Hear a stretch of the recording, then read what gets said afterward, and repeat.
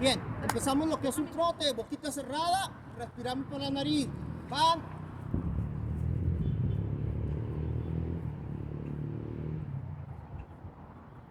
La llegada, toma un poquito de tiempo, agarro aire, empiezo el retorno.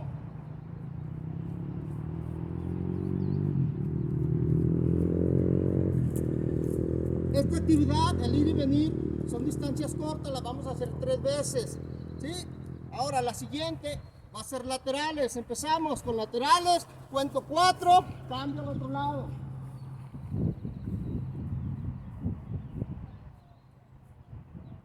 Agarro el aire. 4.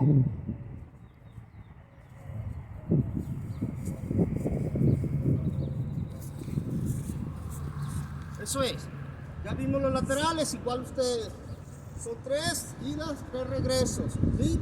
Ahora, ya hicimos frontal, lateral. Vamos a hacerlo despacio hacia atrás, con mucho cuidado. Atrás.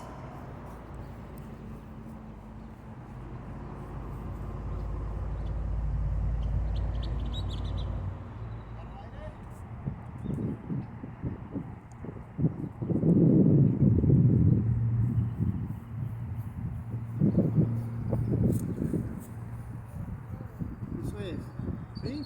Vamos a, igual, cambiamos ahora, levantando las piernas hacia atrás.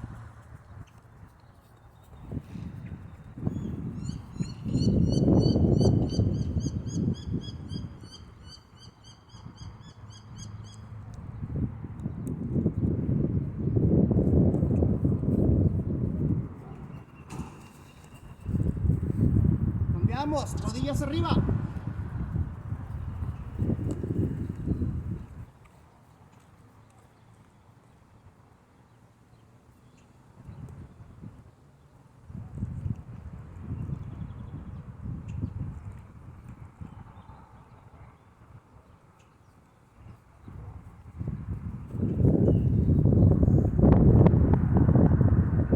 Ahora lo hacemos con una pierna, ¿eh?